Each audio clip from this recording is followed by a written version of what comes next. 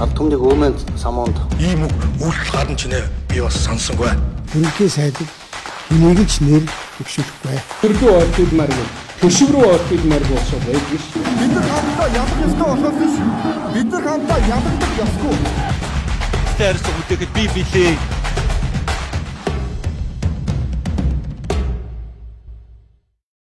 Зарим өдрийн үзэгчтэй энэ телевизтэй хамт байгаа та бүхэндээ баярлалаа. Лавын тав нэвтрүүлгийн энэ 7 хоногийн шинэхэн дугаар эхлэх бэлэн болсон байна. За бид бүхэн студид ярилцахаар за Монгол Ардын намын жагсаалтын 1-р бичигдэж улсын хурлын гишүүн болсон. За улсын хурлын гишүүн Ганцаргийн Лувсан Замчиг сүүнийг өөрж авч яриад орой өндөр гэдэг.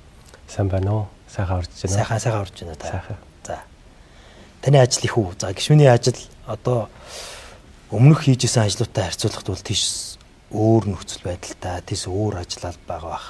Ер нь ажлын нөхцөл байдал нь ер нь ямар хөө байна да? Өмнө Японд нөгөө инженерийн зөвлөх үйлчлэгийн компани хамгийн том компанид ажиллаж байсан. Ер нь бол ачаал өндөртэй ажилладаг байсан. Тэгээ одоо ч гэсэн ачаал бол нэг ихсэж юм уу багассан зүйл одоогоор алга байна. Гэтэ илүү тийм урамтай гоё ажил байна гэж санагдаж байна. Төр дүмнийхээ төлөө зөвхөн нэгдэж бас том хувь заяа гэж боддог болохоор ажилдаа бол дуртай байгаа. Ажлын хамт олондоо ч гэсэн ойлголцоод яг хотын асуудлуудыг шийдээд явхад гарц харагдаад ийн гэрлэгээ харагдаад байгаа болохоор ер нь урам зоригтойгоор ажиллаа хийж байгаа. За гарц гэрлэгээ байна уу? За бид бүхний хувьд одоо 1.6 сая орчим хүн амьдарч байгаа энэ нийслэл хот бол маш олон проблем асуудлуудтай байна. За энэ бүхнийг шийднэ гэдэг шийдлийг иргэд их хүлээж байна. Ер нь гарц гаргалгаа харагдаж ийн гэдэг нь их айтаан сонсогч штэ таны хувьд. Мэргэжилтэн хүний хувьд, улс төрч хүний хувьд биш. Тэ мэргэжлийн зарчимтай л ажиллая гэж одоо их хурлын гишүүн болох саналыг хүлээж авч нэр дэвшиж одоо ажилд орцсон явж байна л да. Тэгээ нөгөө мэргэжлийн үүднээс нь тайлбарлахаар одоо улс төрчлөө гэж хүлээж авахгүй. Мэргэжлийн талаас нь харахаар шийдлүүд нь ийм байх юм байна гэж гишүүд нийслэл болон мөн олон нийт мэргэжлийн холбоодууд тийм байгууллагуудаа уулзж хахад ер нь их ойлголттой хүлээж авч байгаа. Тэгээ ойлголт өндөр байна гэдэг нь бол одоо ямар нэгэн одоо шийдвэр гарах үед бас дэмжиж өгөх магадлал өндөр байгаа гэж харж байгаа болохоор гэрлэгээ бол байна гэж хараад байгаа. Би таны ярилцлагандаа урьдсан үндсэн 3 одоо шалтгаан, асуух, тодруулах 3 сэдэв байгаа юм. За нэгдүгээр нь хоттой холбоотой бид бүхний хувьд одоо ингээд бүр шинэ концепц гараад ирлээ шүү дээ. 20 минутын хот. За дээрээс нь бид бүхний өмнө толгомддог нөгөө олон проблемууд. За хоёр дахь нь ер нь энэ 126 гишүүнтэй энэ парламентын шинэ дүр төрх эхнээсээ л олон нийтийн анхаарлын төвд байсан та бүхнийг ямар хуу байдалтайгаар одоо төлөөллийн үргээ гүйцэтгэх вэ гэдгийг харж байгаа. За энэ парламентын нөхцөл байдал гэдэг ч юм уу. За гурав дахь нь ингээд улс төрч болж байгаа. Улс төрч болсон Лувсан Замчиг гэдэг хүний хувьд болж байгаа энэ орж ирж байгаа сэдвүүд дээр ямар хуу дүгнэлттэй байдгийг бид бүхэн яг юун дээрээ улс төрийн одоо яг шийдэл гаргахтаа алдаад байна гэдэг иймэрхүү чиглэлүүдээр таны байр суурийг сонсож олон нийтэд үзэгчтэй хүргэе гэсэн бодолтой байна. За ер нь эхлээд би танаас юу асуугаад явсан зүйл юм шиг байна. Би тантай өмнө бас ярилцлага хийж байгаагүй болохоор ер нь нэр дэвшгийн процессыг би нэг цугсан асуугаад үзлээ. Монгол Ардын намын жагсаалтын 1 гэдэг бол ер нь улсын хурлын гишүүн гэсэн үг л дээ. Сонгуулийн дүн гараагүй ч гэсэн энэ дүн хүлээж энэ одоо саналыг хүлээж авахад яг юу нөлөөлсөн юм бэ? Яагаад ер нь ингээд тогтсон карьертай ажилдаа тэ дээрээс нь бас ингээд өөрийн гэсэн төсөл хөтөлбөрүүдийг олон улсад хэрэгжүүлээ явж исэн хүн шүү дээ. Мэргэжлийн одоо ур чадвар туршлага маань үнэлэгдээл одоо нэр дэвших саналыг тавьсан гэж би ойлгосон. Босод одоо намын жагсаалтын гишүүдийг харахад бол бүгдээрээ л тухайн салбартаа туршлагатай тодорхой хэмжээний олон улсын одоо мэдлэг мэдээлэлтэй ажиллаж исэн тийм хүмүүс байгаа болов уу гэж бодож байна. Тийм үүднээсээ л надад санал тавьсан байх. Харин нэгт жагсаас нь бол яг Улаанбаатар хотын асуудлыг л одоо хамгийн түрүүнд намын бодлогоор шийдэхээр тавьж байгаа гэсэн тэр мессежийг хүргэхийн тулд нэгдүгээрт одоо хот төлөвлөгчдийн мэргэжилтэй хүнийг сонгосон болов уу гэж бодож байна. Миний хувьд бол угаасаа өмнө мастер болон докторийнхоо судалгаа хийж байхдаа бакалавртаа сурч байхдаа дандаа Улаанбаатар хоттой холбоотой Монгол улсын хот төлөвлөлтийн тогтолцоотой холбоотой судалгаа хийдэг, хүмүүстэй ярилцдаг, нийслэлтэй, мэргэжлийн холбоодуудтай хамт олонтойгоо маш их нягт ажиллаж ирж байсан. Тэгээ нэгэнт ингээд энэ асуудлыг шийдээч мэдлэг туршлага нь байгаа юм бол ирээд ажиллаа хийгээд ханцуу шамлаад орооч гэсэн санал байсан учраас төр дөмнийхөө төлөө зүт хийгээд саналыг хүлээж авсан. Нэг талдаа бас ингээд чагсаалтыг хараад үнэлт өгүүлдүүд дор бүрнээлээ хүчээсэн сонгогчд.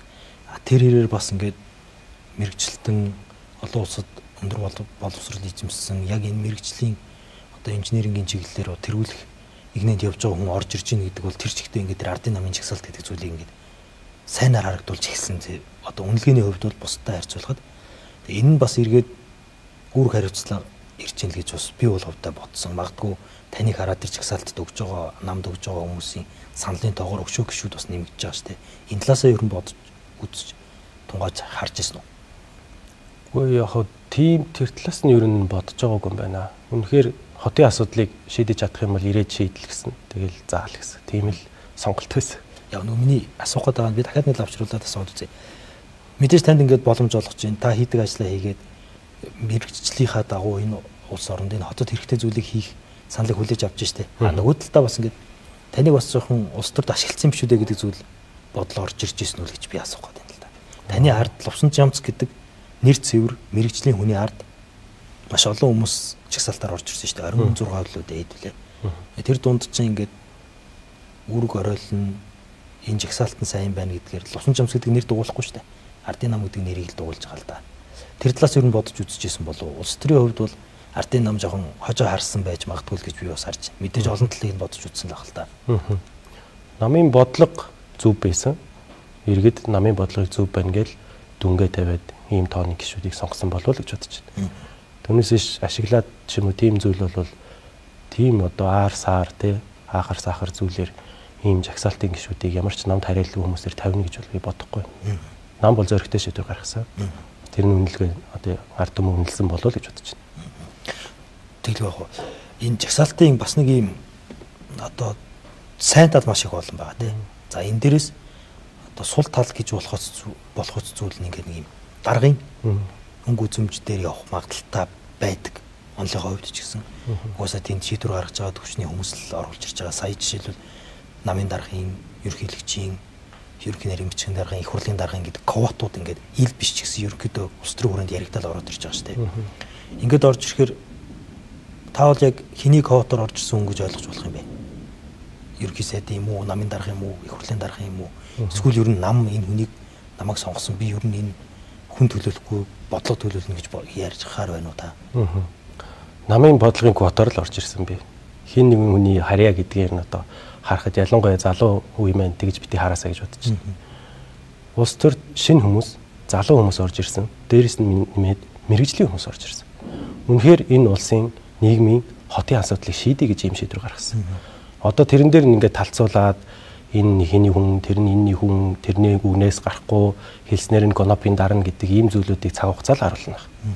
Гол нь мэрэгжлийн бөгөөд зарчимтай ажиллаад энэ улс орны төлөө яг зарчимтай ажиллаж чадж гэнэ гэдэг зүйлийг нь сайн хараасаа гэж бодож байна. Тэгэл яг ер нь харагдаад эхэлсэн л дээ гişүнэ. Одоо ингээд хуулийн төсөл орж ирэхэд хин ямар талаас ирэх ашигыг хамгаалж байна те. Хин хэний төлөө үг хэлээд байна, хин ямар бодлого дээр зогсоод байна гэдэг нь ер нь бол улс төр сонирхож байгаа хүмүүсийн хувьд, сэтгүүлчдийн хувьд ер нь бол нээлттэй хин хинийхээ талд байна вэ гэдэг нь харагдаад батлагтаад нотлогдоод эхэлсэн. Гурлийн хууль дээр л жишээлбэл хаана ямар нөхцөл байдалтай байна гэдгийг дотор сууж байгаа нь өвчсөн харж л байна. Ийм коноп гэдэг зүйл сая та ярьчлаа шүү дээ. Ер нь ингээд нэг юм нам ер нь их ямар их одоо тийм одоо шийдвэр гаргалтанд ч оролцох гэж оролдож байна. Ингээд намын бодлого гэдэг зүйлийг яриад байна. Танаа бүлэгчин бүр ингээд нэг юм онооны журмаар юм шийдэж гэж бас нэг юм зүйл яриад байна. Ер нь коноп болох гэж оролдож байна уу? Тийм оролцох бол одоогийн байдлаар би хараагүй байна. Зүгээр миний хэлж байгаа үгэнд нөлөөлөх гэж оролцсон одоо өмнө нь улсын хурлын гишүүн байсан тийм хүмүүс бол байсан. Тэгээ мэдээж тиймд бол автахгүй.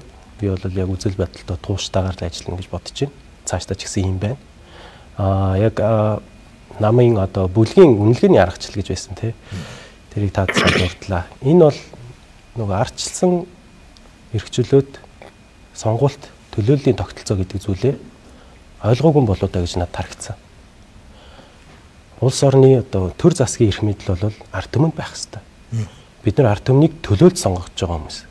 Тэрнийхэн дээр нь намын бүлэг гэдэг зүйл гарч ирээд тэрнийгээ ингээ үнэлээд ийм буруу шийдвэр гаргасан учраас одоо юу гэх юм улс төрийн шахалт үзүүлэн ч гэдэг юм те. Тийм зүйл байж болохгүй. Энэ өөрөө ардчилсан тогтолцоогоо үгүйсгэж байгаа зүйл бол. Би бол тийм байр суурьтайгаар тэрийг эсэргүүцсэн. Тэгээд тухайн өдрийн ч гэсэн хэвлэлүүдэд бас тийм ярьцлага өгчээсэн. Тэгэхээр гол нь хэлэх гээд байгаа зүйл намын бүлэг гэдэг зүйл ард түмний сонголтын дээр байж болохгүй. Бид нар чинь ардчилсан ус учраас. Тэгэхээр хамгийн дээдл байгаа бид нар төлөөл болж байгаа хүмүүс бол ард түмэл бидэнд дүнгээ тавих хэрэгтэй. Иргэдийн сонголтыг бид хөндлөх хэрэгтэй. Олон жишээ дурдж болно та саяын тэр намын оноогоор үнэлэх тэр нэг юм үнэлгээтэй холбоотой зүйл. За тэрний хүүхдэр хурдан морь оруулахтай холбоотой зүйлс гэдэг ч юм уу те. Сая сүүл таны тэр илэрхийлсэн тэр одоо олон зүйлс олон нийтийн дэмжлэгийг их авч яана лээ. Тэгээ ингээ харахаар энэ бүхний ард ер нь ингээд одоо саяын тэр нэг гişүүн байсан хүн орж ирээд нөлөөлөл үзүүлсэн гэдэг шиг ийм зүйл ер нь хэрэг байх юм ингэж болдгоо штэ гэд ивэр хэлж гин үү, хатуу хэлж гин үү, сануулж гин үү, эсвэл хүнээр хэлүүлж гин үү, иймэрхүү зүйлс ер нь байна уу? Голцоо бол тийм одоо зааж зөвлөх чиглэлээр гэх юм уу те. Ийм байдгүй шүү. Улс төрд одоо ийм байдлаар одоо юу гэх юм багийн шийдвэр чухал байх хэвээр, намын бодлого чухал байх хэвээр, ийм зүйлүүд чухал гэж хэлж байгаа. Гэхдээ ийм дарамтлагч гэдэг юм уу те. Тийм зүйл ерөөсөө байхгүй. Гол нь нөгөө зааж чиглүүлэх гэдэл оролдоод байгаа юм болоо гэж бодож байгаа. Гэхдээ би ч бас өөрийн хувийн үзэл бодолтой зарчимтай хүн учраас нийцэхгүй зүйлээ бол нийцэхгүй гэл одоо эсрэг санал өгөөл явна л гэсэн тийм л байр суурь. Сая та бас өмнө хэлжсэн шүү дээ. Гишүүн байсан хүн орж ирээд гээд би тэр үнийг тухайн үед 20-40-ыг Улаанбаатар хотын 20-40-ыг хэлэлцэжсэн санагдаад байна. Тэр Нямбатар дарга байсан уу? Биш өөр асуудал хэлэлцэжсэн. Өөр хүн байсан тийм үү. Яг ингээд улс төрийн ингээд гаднаас нь хараад өгнөх нэг өөр, дотор нь ороод ажиллах нөгөө төрийн хараарцны бодлого гэдэг ч юм уу, төрийн ерөнхий нэг юм хэв шинж ер нь ийм байх хэвээр олон улсад гадаадд очсон ч төлөвлөлийнхөө хувьд ийм байх хэвээр дотроо асуудлаа ингэж ярих хэвээр гэж зөндөө зүйлс байдаг юм лээ. Ер нь бол бидний мэдхгүй зүйлс байгаа шүү дээ. Яг ингээ өмнө харж ирсэн Монголын улс төрийг бас ингээд энд удаа хугацаанд байдгүй ч гэсэн яг ингээд бодож исэн зүйл чинь хэр зөрүү яг улс төрч болоод гишүүн болоод дотор нь орохоор ер нь ингээд хэр их тийм бохор байна. Бохор юм шиг санагдчихна эсвэл гайгүй юу? Бохор гэдэг зүйл бол одоогийн байдлаар ажиглагдаагүй. Гэтэ манай улс тэгж богино хугацаанд тэр хамгийн сайн шийдвэрийг гаргахад хүн хүчний болон боловсролын болон одоо эдийн засгийн боломж бол хязгаарлагдмал байгаад байгаа. Тэгээд тэр дотор чинь нөө хамтдаа нэгдсэн нэг ойлголтод түрээд тэр ойлголтоос гарсан шийдвэрээ богино хугацаанд хэрэгжүүлнэ гэдэг бол багийн ажлыг аягүй чухал. Багаар ажиллах чадвар өндөр байх хэрэгтэй. Мэдээж одоо их арчилсан тогтолцоотой болохоор одоо төлөөллүүд нь хоорондоо сайн ярилцаад мэтгэлцээд хамгийн сайн шийдвэр гаргах хэрэгтэй. Мэдээж гэхдээ олон өнцөг байгаа шүү дээ. Зарим хүмүүс бол одоо хитрхи халамжийн төрийг бий болгоно гэж үздэг. Зарим нь бол одоо либерал төрийг бий болгоно гэж үздэг. Зарим нь хүний эрхийгээ тавина, нөгөө талдаа уламжлалт одоо соёл аж ахуйгаа тавина гэдэг ийм олон өнцгүүд байгаад байгаа. Гол нь бид нар энэндээ хоорондоо ярилцаад мэрэгжлийн бөгөөд зарчимтай хүмүүс нь ч гэсэн үзэл бодлого тусгаж чаддаг. Уламжлал соёлыг хүндэтгэж чаддаг хүмүүс нь ч гэсэн үзэл бодолд нь оролцож чаддаг. Хамтдаарсан шийдвэр гаргаж чаддаг. Тэрнийг үр дүндээ хэрэгжүүлээд гол нь олон хүмүүст ойлгуулж чадхаар тайлбарлаж явах нь илүү чухал юм байна гэж бодсон. Зарим шийдвэрүүд маш хурдан гараад идэг. Мэдээж нөгөө өдөр тутамдаа бараг л хагас бүтэн зангуул ажиллаж байгаа. Засгийн газар ч гэсэн хагас өдөр шуурхай штаб гэдэг нийслэлийн асуудлаар хуралдаж байна. Одоо бүсчилсэн хөгжил гэдэг бас орон нутагт явж байна те. Хурлын гишүүд ч гэсэн ер нь бол ажлын өдөр бол ачаал өндөртэй байдаг. Тэгээ тэр дундаасаа яг нөгөө чухал асуудал дээр бид нэр төвлөрөөд тэрэн дээр нэг ойлголцолд хүрэх нь хамгийн чухал ажил учраас тэр нь л одоо юу гэх юм тэр ойлголцод хүрэх зам нь бол ямар байх нь бол мэдээж чухал биш. Гол нь бид нар ойлголцод хүрэх гэдэг чухал гэж бодоод байгаа шүү дээ. Одоо хоттой холбоотой миний бас нэг асууя гэжсэн. Яг мэрэгжлийн үеийн хувьд, инженерийн хувьд би байр суурьдыг сонсоод авъя гэжсэн бас зарим зүйлс байна. Ойлаад энэнийхээ араас эргээд парламенттай холбоотой зүйлсээ ярилцъя. За, манай хотын олон асуудал байна тийм ээ. Энэ олон асуудлуудыг шийдэх гарц гаргалгааг бид нар яг олж чадчихэв өнөөдөр. Өмнө хотын дарга үед ч ярьжсэн, одоо хотын дарга үед ч ярьж бид нар яг олж чадчихэв. Бага онж гин үү мэрэгжлийн үеийн хувьд? Одоо байгаа оноод байлууга илүү ойртой л юм л да. Сүүлийн 10 жилийн шийдвэрүүд бол яг төдийлөг яг хамгийн зөв шийдэл бол байгаагүй. Утааг жишээлбэл ярив. Бид нэр утаагүй зуух гэж гаргасан. Сайжруулсан төлс гэж гаргасан тийм. Энэ хоёр мань хоёулаа татаастай байсан. Төсвийн иргэдийн төлсөн татврын мөнгөөр энэ татаасыг нөхчихсэн тийм. Жишээ нь 5 толгой төлс компани жилдээ бараг 400 тэрбум шахуу төгрөгийн татаастай. Энэ мань хаан татаас өгөх гэдэл байгаа оног. 100 төлс гэдэг бол хэрэглээ.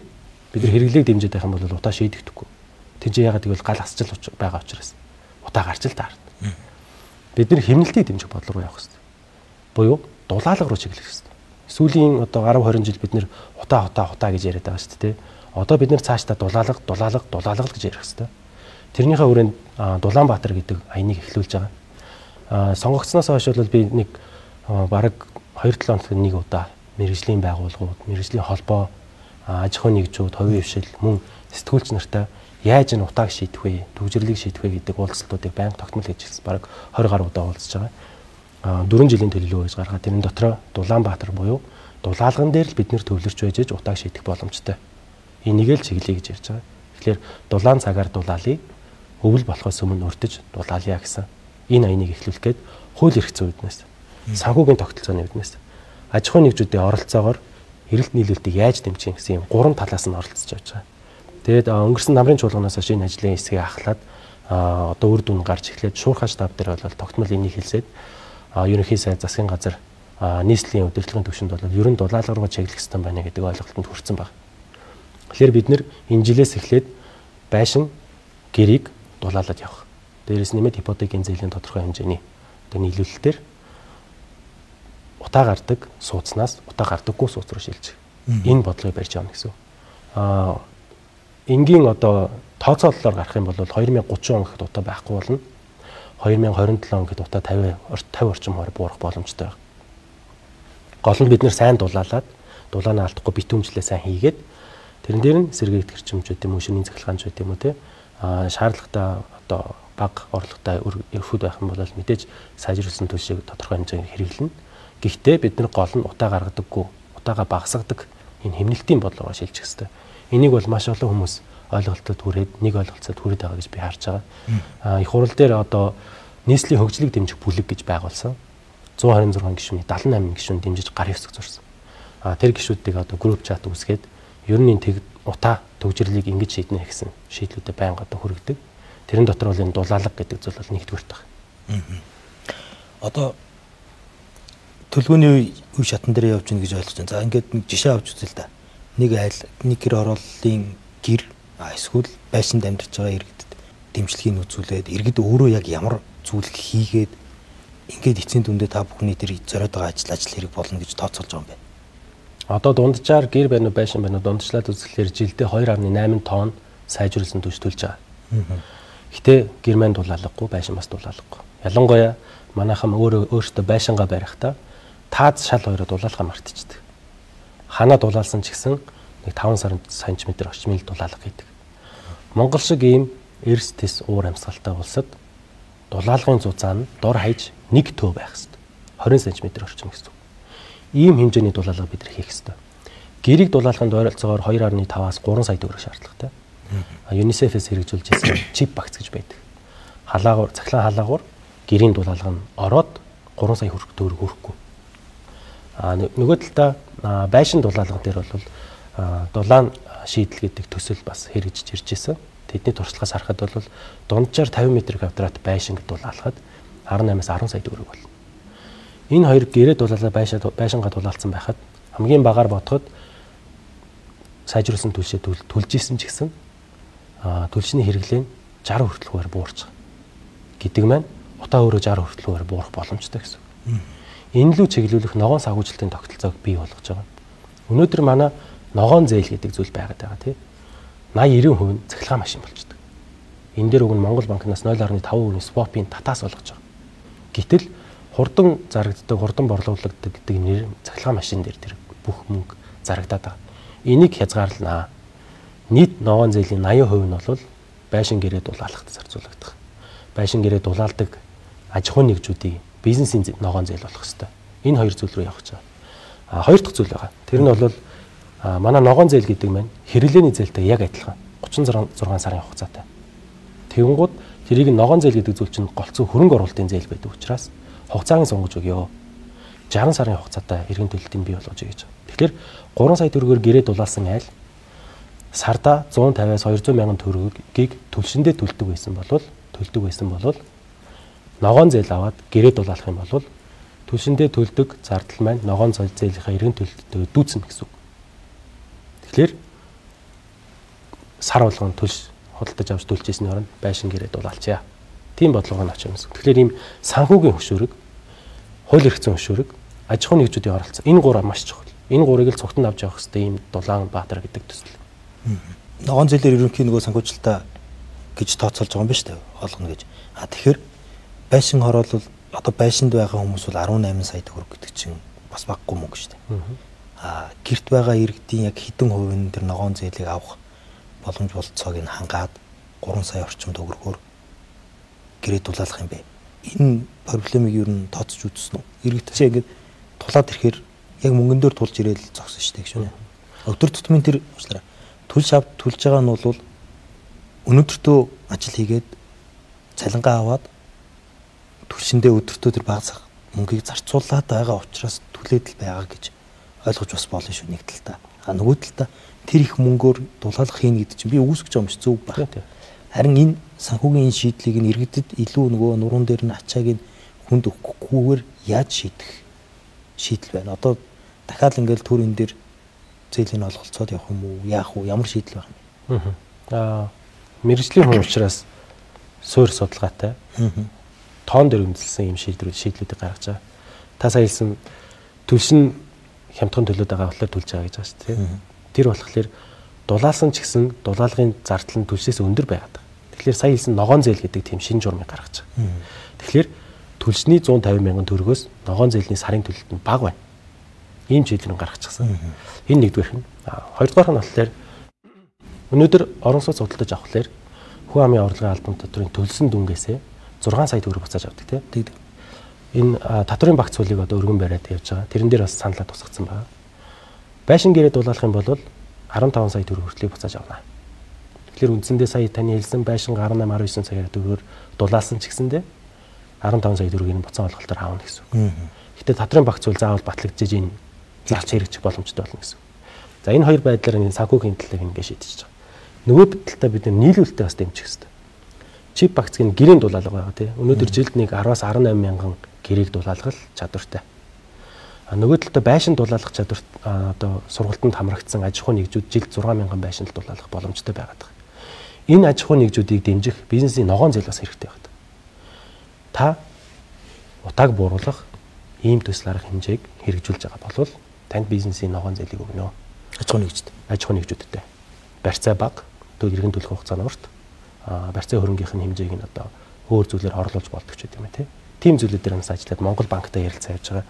Ер нь бол энэ зүйлүүдээр байгаль орчны яам, Монгол банк, ипотекийн корпорац, хот байгуулалтын яам энэ дөрөвтэй маш нэгт ажиллаж байгаа.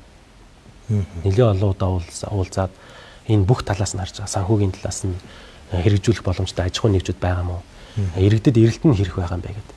Сая эрэлтийн судалгааг бас өнгөрсөн хугацаанд хийсэн байсан. Тэрнийг бас танилцж байхад одоо байгаа иргэдийн бол 40-50% нь бол байшин гэрээ дулаалах хүсэлтэй байна.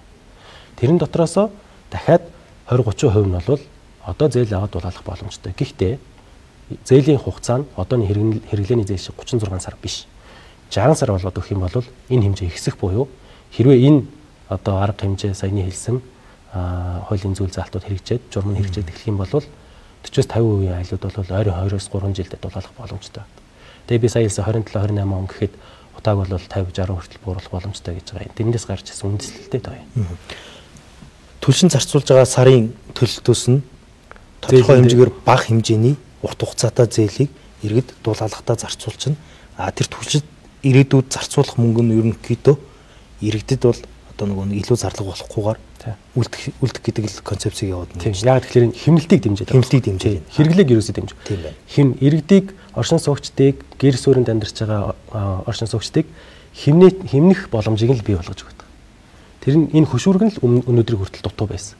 Одоо харин үнээс цааш бол сая хэлсэн хуулийн төслүүд бүгд батлагдах юм бол их хурлын тогтоол батлагдах юм бол эдгээр бүгд хэрэгж ирж боломжтой болох буюу байнга одоо галлаад суугаад ах чинь төвхтэй шүү дээ. Тэгсэн орнд зөв гэрээ дулаалаад коноп дараал дулаахан болчихдог. Коноп дараал. Дулаан алдалт их байгаа учраас тэнд гал төлөх нөхцөл улам нэмэгдээд тийм дээрээс нь төлж байгаа тоон олшроод ийн гэж үзээд байгаа шүү дээ. Тийм. Тэгэхээр хэрэглээг нь багасаад. Энийг бол хамгийн сайн хэрэгжүүлээд яг одоо нөгөө нэг газар дээр нь амьдралд хэрэгжүүлээд явах газар бол нийслэлтэй. Нийслэл энэ дээр яг ямар хөө бодлого бол Нямбатар дарга энэ дээр яг ямар хөө байр суурьтай байна. Тийм. Хагасаа болгоны шуурхай штаб дээр бол юм ярилцсан. Тогтмол хэлдэг. хэмнэлтэд дэмжих ёстой гэж санал нэгдэж байгаа. Энэ жилдээ багтаад нэг 20-30 мянган айл гэр болон байшинг дулаалаа гэсэн одоо хөтөлбөр санаачилж байгаа юм билээ. Хизээ зарлагдах нь бол мэдэхгүй байна. Ер нь ингээд хуулийн төсөл төр тогтоолын төсөл батлагтаад энэ бодлогууд явлаа гэхэд таны бодлоор яг хизээнээс яг хэрэгжиж эхлээд хизээ яг үр дүнгээ өгнө гэж харж байна. Эхний жилдээ 200 мянга орчим өрх байгаа бах тийм ээ. Тий. Улаанбаатарт гэр оролт амьддаг. Эхний жилдээ бол нэг 15 хүртэлх үе агарын бохирдол буурахыг тооцоо гарсан. Энэ миний одоо үүнээс хэрвээ энэ их хурлын тогтоол болон татварын багц хууль батлагдах юм бол цаашдаа бол би шаардлага тавиал явна. Нөгөө талаа шаардлага тавихын хажуугаар иргэдийн оролцоог хангах ажлыг аж ахуйн нэгжүүдийн оролцоог хангах ажлыг бас зэрэг хийгээд явна. Барилгын салбарынхантай бол тогтмол уулзж байгаа. Одоогоор 6-7 удаа уулзсан байгаа. Энэ уулзалтаа үргэлжлүүлнэ. За, зээлийн ногоон зээлийн бүтээгдэхүүн гарсан. Та хэд мэн байшин гэр дулаалах юм бол ийм боломж байна. Хэрэглэгч төдий байна. Ашиг ингэж гарах юм байна. Энийг бүгдийг бэлтгэсэн байгаа. Энийг сурталчлаад явна. Нөгөө талдаа хорооны иргэдийн нийтийн хурлаар бас сурталчилж явна. Бүгдээрээ таны байшинг очоод ийм камераар дулаан алдагдлыг хэмжиж болдог л доо. Байшин гэрийн зургийг наваад таны дулаан алдагдал, байшин гэрийн дулаан алдагдлт хэд байна. Чип багц ийм бест гэр гэсэн ийм байшингийн дулаалгын стандартаар та хийх юм бол төдий хэмжээгээр дулаан алдагдал багасах буюу таны өнөөдөр сар болгон түвшиндээ зарж байгаа мөнгө чинь төдий хэмжээгээр багаснаа гэсэн тийм бодиттой шийдлийг барьж очиад хүмүүст одоо ойлгуулах ажлыг хийх ёстой гэж бодоод байна л да. 40%-ийн төлөв 60% нь одоо нүүрс яг энэ сайжруулсан төлс зарцуулж байгаа нийт мөнгөнийхөө дулаалчих юм бол ердөө 40%-аар нь л бид бүхэн нэг сарыг дулаахан давна гэсэн үг гэж ойлгох нь зөв. За хоёр дахь зүйл. За байшин гэрийнхээ хэмжээнээс хамаарна. Хэмжээгээрээс нь. Төвчлөлтэй холбоотой зүйл байна. За ингээд хотын одоо нэг номерын асуудал манах гэлтгүй ер нь ингээд олон улсын томоохон хотуудын хувьд маш том одоо сэдв болчиход энэ асуудал болчиход байна. За энэ дөр нэгдүгürt би танаас ямар шийдлийг яаж хийвэл зүгээр гэж харж байна гэдэг таны нэг байр суурийг нэг сонсоод байгаа. Надад бас нэг өөр асуух асуулт байна. Төвжирлийн шийдэл бол ерөөсөө хоёрхан зүйл байдаг. Эхнийх нь нийтийн тээвэр. Хоёрдоорх нь явган дугуйн замын сүлжээ. Энэ хоёрыг л бид нар нийлүүлэх хэрэгтэй. Өнөөдөр хүртэл яг өмнө ч гэсэн нийслэлтэй хамтарч ажиллаж байсан л та гаргадаг шийдлүүд нь дандаа зам барья, зогсоолоо үнгүй болгоё гэсэн тийм шийдлүүд гаргаад идэг. Зам барьдаг энэ бодлого бол машин үйлдвэрлэдэг улсуудын бодлого. Хот төлөлт гэдэг нь өөрөө эдийн засгийн бодлоготойгоо зөв уялдаж байгаа тийм.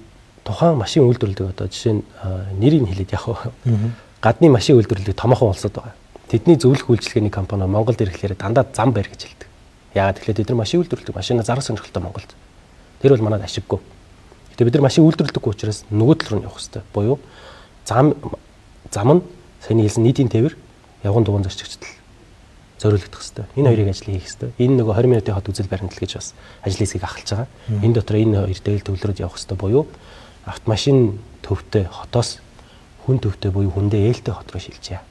Гэс тийм бодлогыг барьж байгаа. Нэг ийм шийдэл байгаад байна л да. Одоо ялангуяа энэ авто зам дээр ч юм ингээд. Дээрээс ингээд нэг дарга нар ч юм эсвэл ингээд нэг ийм засгийн газар эсвэл нийслэлээс за бид нар ийм зам барина. Эсвэл энэ автобусны буудал бол энд байна. Энэ чиглэл рүү энэ хүрээл автобус явна гэдэг ч юм уу те нэг автобусны чиглэлийг тооцоол зам барихаа тооцоол ингээд тэрийг уг нь хэрэглэх гэдэг нь иргэн бий байхгүй.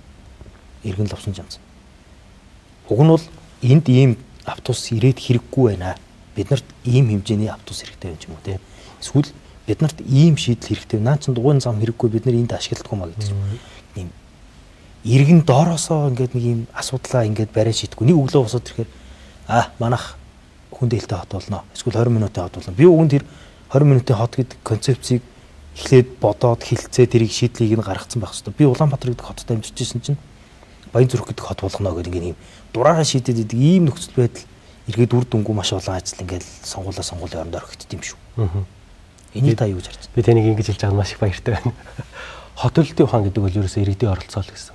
Ганцхан тулгын суур чулуутай.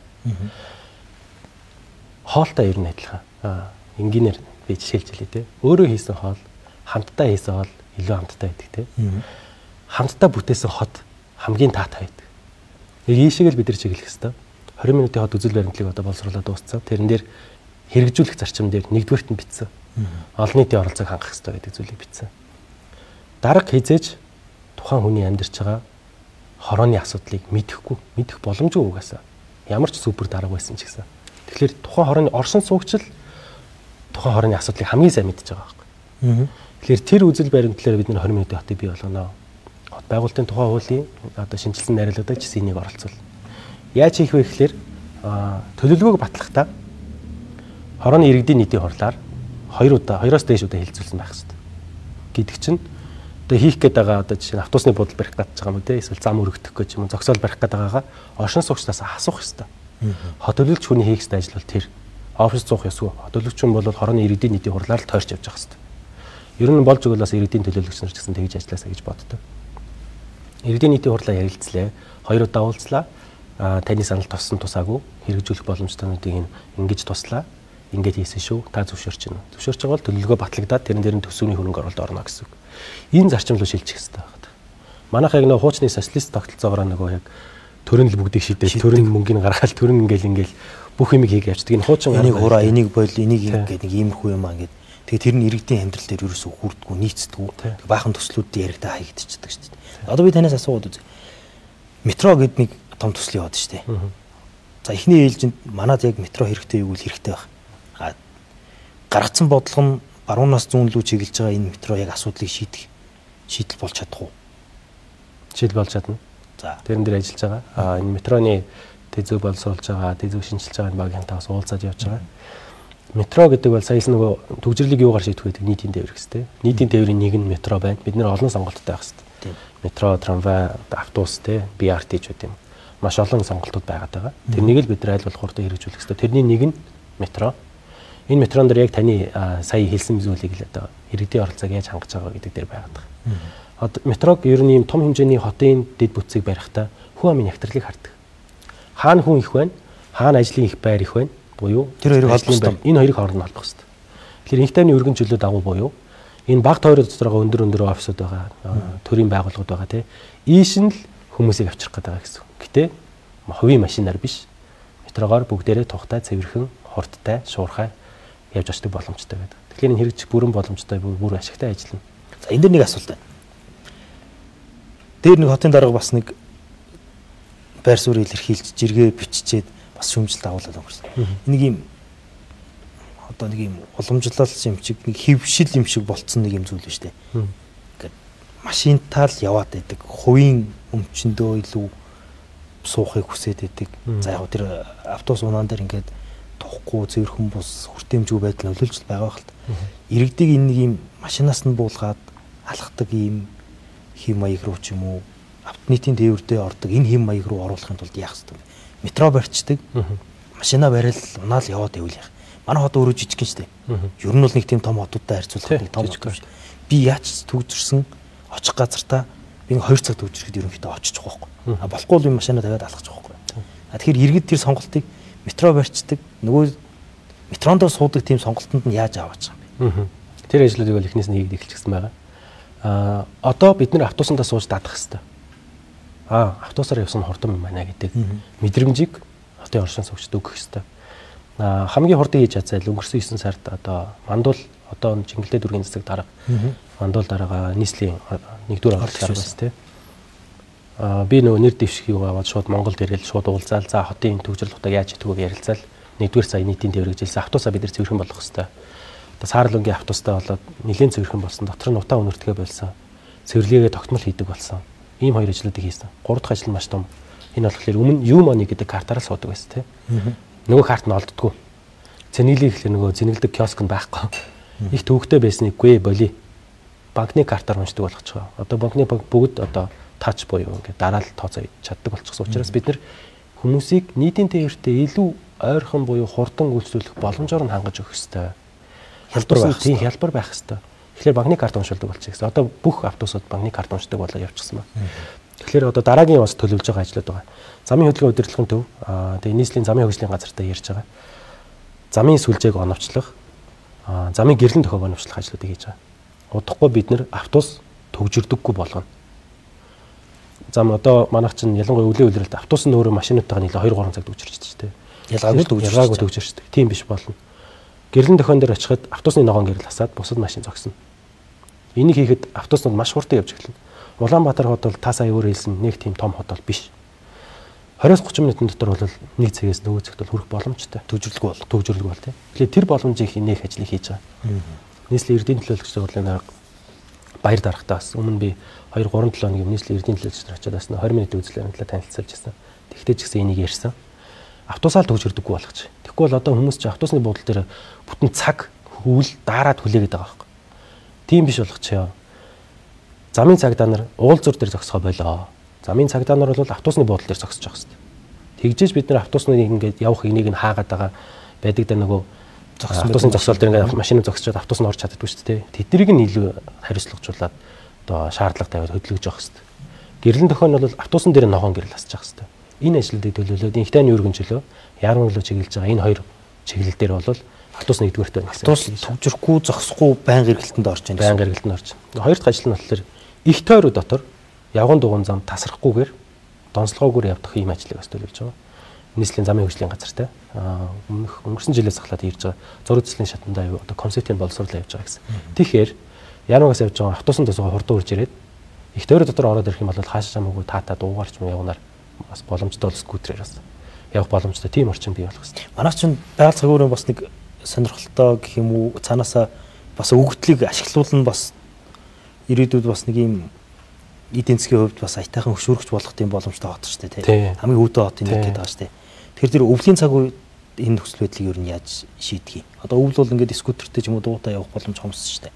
Тийм. Өвлийн цагт болохоор автобусны буудлуудыг юу стандарт хэрэглэгчийн тоонд нь суурлаад стандарттай болгоод том болгоё гэж байгаа.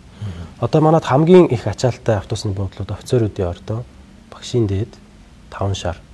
Бид нар бол өдөрт бараг 30 мянган хүн бууцууж байгаа. Гэтэл манай автобусны буудлын юм жижигхэн байдаг шүү дээ нэг үе. Бүгдийг яг ингээ адилхан загвараар хоёрыг тавьсан ч гэдэг юм эсвэл ингээ тавьсан байдаг те. Тэгээ тэр нь өөр хүүтэн усад зориулаагүй стандарттай. Зүгээр л нэг юм задгаа юм bijдэг те.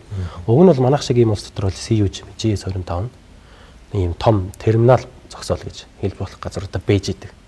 Дотор нь ороод автобусыг хүлээж явахдаа тухалчж болдог, цай авчиж болдог. Ийм боломжуудыг нээж өгөх хэрэгтэй. За дараагийн ээлжинд ачаалтай зогсоолууд гэх юм бол ард кинод ядар байна.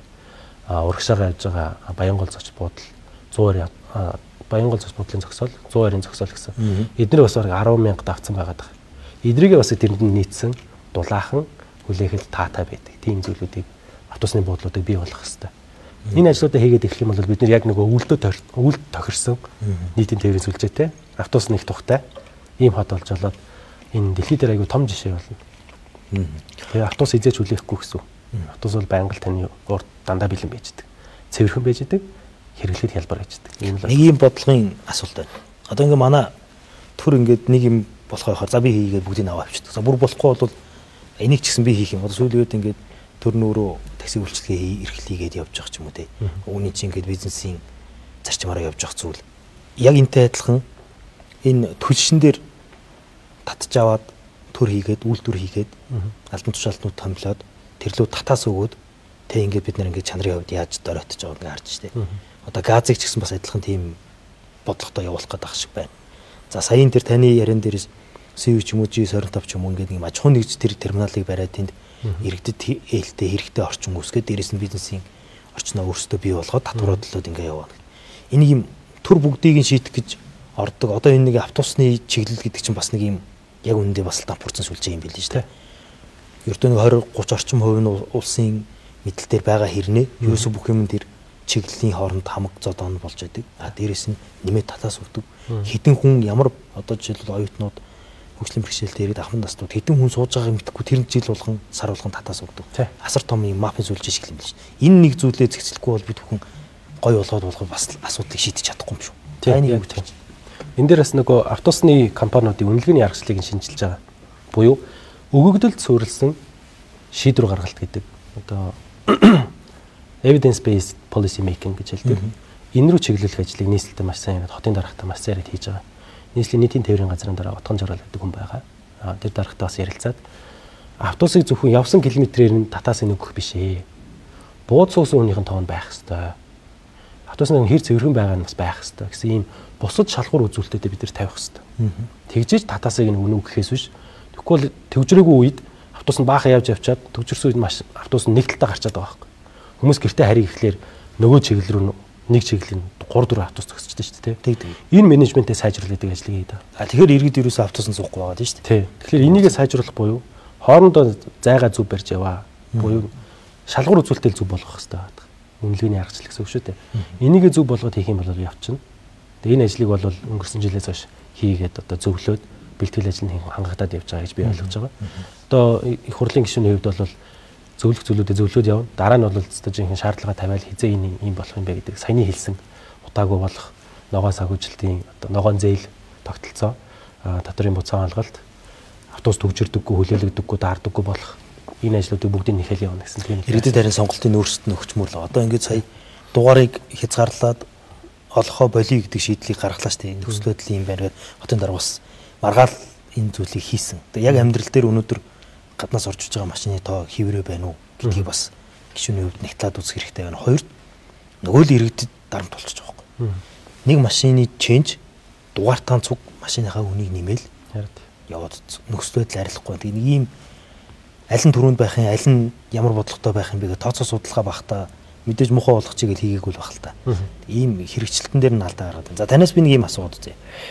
2.8 их найдаг төгрөгөөр ган татлахт гүүр барьна гэдэг ба штэ. Төрийн ордон одоо энэ төрийн ордноос хөшгөн хөндөө орох юм уу да. За богдуулыг 5.5 их найдаар нөхлөнө гэдэг. Бас л ингээл тэр IRCT одоо тэр хүннүү хот гэж нэрлэж байгаа тийшээ очих юм уу да. Энэ зүйлс нь өнөөдөр яг биднэрт хэрэгтэй байгаа нь үү? Эсвэл нийтийн тээвэр энэ зам харгуугаа янзлаад иргэд рүүгээ чиглэсэн зүйл хийх нь хэрэгтэй байна уу? Аль нь одоо яг зөв юм бэ? Сүултээ бол ойлгох болов. Бүгдээр өөрөөр л тавигдаж байгаа шүү дээ. Миний бол саяны хэлсэн зарчим бол өөрчлөгдөхгүй. Нэгт нийтийн тээвэр, хоёрт явган дуган зам. Энэ хоёр дээр бид төвлөрөх хэрэгтэй. Тийм том төслүүд саяны хэлсэн хоёр төслөл хоёулаа зам тээврийн яамн дээр буюу зам тээврийн яамны сайд дээр байгаа. Тэр тухайн үнээс нь одоо лавлсан зүгээр болоо гэж бодож байна. Ер нь зөв бодлогын хувьд би нөгөө нэг таныг яг энэ төслийг орж ирсэн гэж ер нь хэлээгүй. Яг ингээд мэрэгчлэлтний хувьд, инженерингийн хувьд, дээрээс нь хотод тулгамдсан асуудлыг олон жил судалсан хүний хувьд өнөөдөр нийслэл хот Улаанбаатар хотод ингэж нөхлөөд 5.5 тэрбумыг зарцуулах уу? Эсвэл энд метрогоо бариад сүлжээгээ нэмэх үү? Аль нь чухал юм бэ? Аль нь чухал? Хоёр дахь чухал буюу ер нь хамгийн зөв шийдвэр гэдэг бол голцоо баг хамгийн хямдхан шийдвэр гэдэг юм дөө. Таны сая хэлсэн иргэдийн оролцоог хангах, хүмүүс хаана автобусны буудалтай олмоор байгаа. Тэрнийг сонсох хэрэгтэй. Тэрэн дээр бол мөнгө зарахгүй шүү дээ. Төсөв шаардлагагүй. Таны одоо амьдардаг хотхон ч гэдэм үү гэр суурингийн ойролцоо автобусны буудал байгаагүй иргэд оршин суугчдаа сонсох гэдэг ажлыг хийх хэрэгтэй. Хоёрдугаарт нь таны сая хэлжсэн аж ахуйн нэгжүүдтэй хамтарч ажиллах гэдэг зүйлийг хийх хэрэгтэй. Хамтарч ажиллахын тулд нэг зүйл хэрэгтэй байдаг. Манайх ерөөсө төлөвлөгөөнд суурилсан бодлого гэж ерөөсө яг бодит төр хэрэгжихгүй байгаад байна. Төлөвлөгөө байхгүй газар гинтл төсөв тавь гараал ийм хийгэр болсон гэл гинт ингээл гал унтрах байгаа юм шиг шив шинэ гаргаж ирээд. Гэхдээ хэдүүл ажил төлөвлөөг юм уу?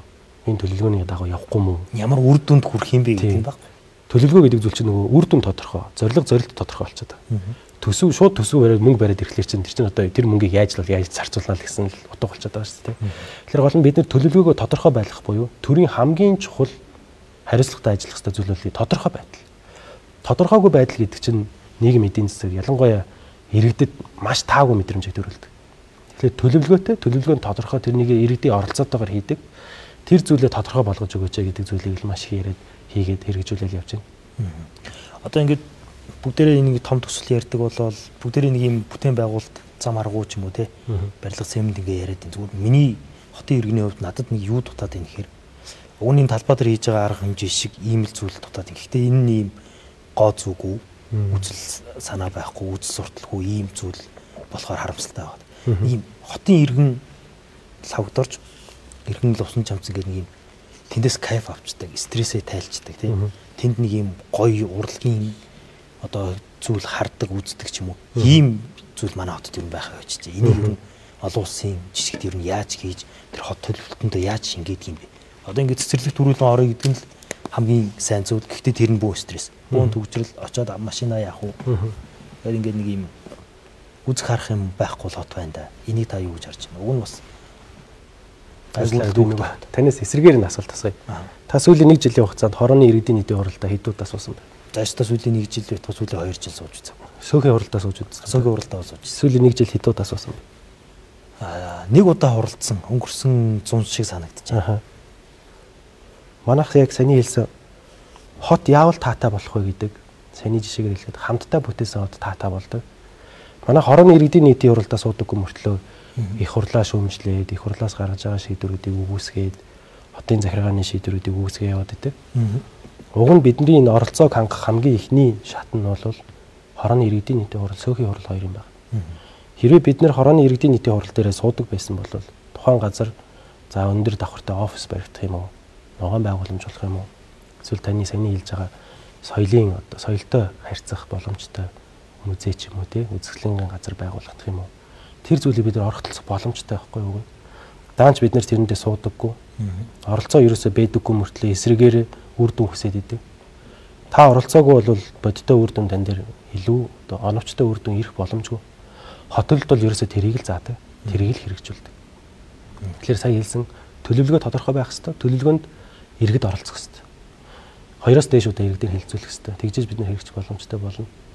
Ер нь нөгөө 2000-аад оны үеэ одоо хуучны социализмд барьсан хорооллуудын дотор аж ахуй нэгжүүд маш их орон сууц барьсан, офис барьсан.